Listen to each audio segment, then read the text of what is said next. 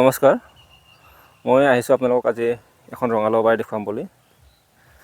ইয়াত ধুনীয়াকৈ ৰঙালাও খেতি কৰা হৈছে। তো আহক মই আপোনালোকক দেখুৱাই আছোঁ কেনেকৈ খেতি কৰিছে। ইয়াত ধুনীয়াকৈ ফুল ফুলি আছে ৰঙালাও, আপোনালোকে চাব পাৰে। মই আপোনালোকক দেখুৱাই আছোঁ।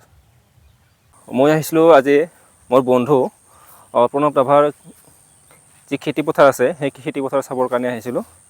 আৰু তেওঁ ইয়াতে বহুত কিবাকিবি কৃষি খেতি কৰিছে। তো মই আহক তেখেতৰ লগত চিনাকি কৰি দিওঁ আৰু তেখেতে কেনেকৈ কি খেতি কৰিছে তাৰ বিষয়ে আপোনালোকক জনাই আছোঁ। এইজন হ'ল আমাৰ যুৱ কৃষক প্ৰণৱ ৰাভা, আৰু লগতে এগৰাকী ক্ষুদ্ৰ ব্যৱসায়ী হয়। তেখেতে এই কৃষি ক্ষেত্ৰখনৰ জড়িত থকাৰ লগতে বিভিন্ন ব্যৱসায়ৰ লগত জড়িত থাকি নিজৰ পঢ়া শুনাও আগবঢ়াই নিছে। তো আহক আমি তেখেতৰ মনৰ অনুভৱ কিছু জানি লওঁ। আপোনালোক সকলোকে স্বাগতম জনাইছোঁ। বিভিন্ন সময়ত বহুত লোকে কৈ থাকে যে মিয়াবিলাকে খেতি নকৰিলে আমি অসমীয়াবিলাকে খেতি কৰিব নোৱাৰোঁ বা বস্তুখিনিৰ দাম হ'ব, সেনেকুৱা কোনো কথা নাই। আপোনালোকে দেখিছে নহয়, এইফালে পথাৰবিলাকত যিমান আছে নহয়, ইমান খালী জেগা আছে, সেইবিলাকত যদি খেতি কৰে যিকোনো বস্তুৱেই হয়। আৰু তাৰে উদাহৰণ মই আপোনালোকক দেখুৱাই দিছোঁ। এইবিলাক ৰঙালাও লগাইছোঁ, মই অলপমান দেখুৱাবলৈ কৈছোঁ। এইফালে ৰঙালাওবিলাক ধুনীয়াকৈ লগাইছোঁ, যদিওবা ডাঙৰ হোৱা নাই। মোটামুটি আৰু একমাহ লাগিব আৰু লগালৈকে, আৰু আগতো আছে, মই দেখুৱাইছোঁ অলপমান। ইয়াত কি জাতৰ ৰঙালাও খেতি কৰা হৈছে? ইয়াত এইটো F1 হাইব্ৰিড হয়। মাটিতে লাগে, মাটিতে বগাই আৰু সানি দিব নালাগে, ধুনীয়াকৈ লাগে। অলপ নাৰা পাৰি দিব লাগিব, যেতিয়া লাওটো লাগিব, নহ'লে তলৰ ফালে বগা বগা হৈ যায়। এনেকুৱা নিচিনা এইটো বগা বগা হোৱাটো ৰোধ কৰাৰ কাৰণে। আৰু এই লাওডাল ফল আহোঁতে কিমান দিন লাগিব? এইটো মেক্সিমাম 2 মাহ। 2 2 মাহ? মাহৰ পৰা ফুল দিব আৰম্ভ কৰিব। 2 মাহৰ ভিতৰত ফল আহি যাব ন? ফল আহি যাব। ঠিক আছে। এইফালে ওচৰৰে খুৰা এজনে ভেন্দি খেতি কৰিছে। ইমান ধুনীয়াকৈ ভেন্দি খেতি কৰিছে। আহকচোন তেখেতৰ কিছু মনৰ অনুভৱ আমি জানি লওঁ, তেখেতেনো কেনেকৈ এই ভেন্দি খেতি কৰিছে। অকল গোবৰ দিছে না? কিবা সাৰ দিয়াৰ দৰকাৰ আছে অলপমান।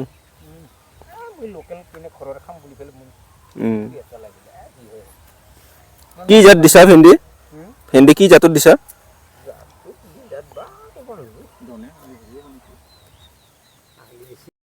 এইফালে আৰু জিকা লগাইছে।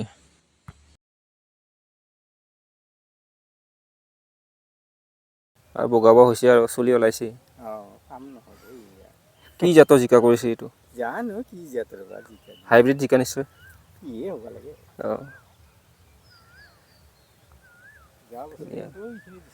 ইয়াত কিমান 1 পেকেট কৰিছে নে বেছি কৰিছে?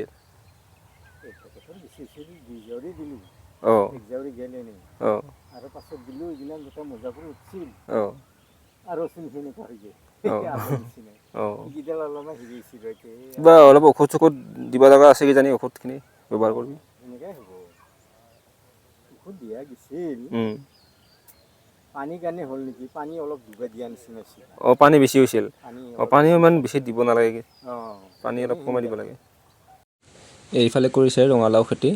ইমান ধুনীয়াকৈ ৰঙালাওবোৰ পকাব ধৰিছে। যি সময়ত আমাৰ অসমীয়াসকলে খেতিৰ পৰা বিমুখ হৈছে, আৰু সেইখিনি সময়তে এই গাঁৱৰ এই অঞ্চলৰ কিছু কৃষকে আমাৰ বাবে কিছু আদৰ্শ কৰি দেখুৱাইছে। এই চাওক কি ধুনীয়াকৈ, এয়া ফুল ফুলিছে, ৰঙালাও ফুল ফুলিছে।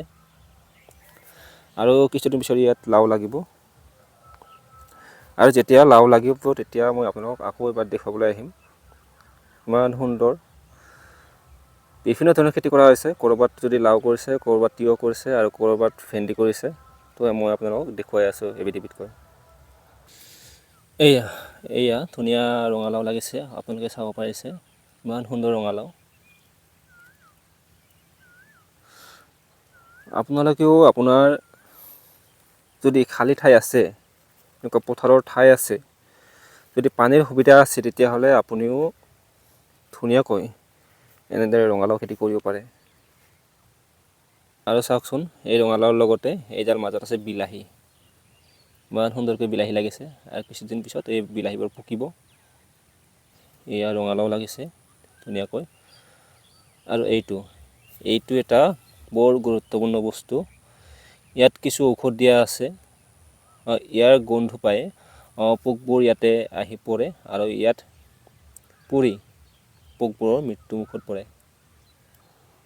ইফালে চাব লাগে আপোনালোকে ভেন্দি, এই ধুনীয়া ভেন্দি লাগিছে, ইমান ধুনীয়া ভেন্দি খেতি, শাৰী শাৰীকৈ ভেন্দি খেতি কৰিছে বা। আৰু এইজন মোৰ বন্ধু প্ৰণৱ ৰাভা। এই তিয়হ, এইবিলাক তিয়হ, ইয়াত তিয়হ ছিঙি আছে বৰ্তমান। পাতবিলাক কাটি দিছে, ধুনীয়া। এইবিলাক গোটেই তিয়হ খেতি।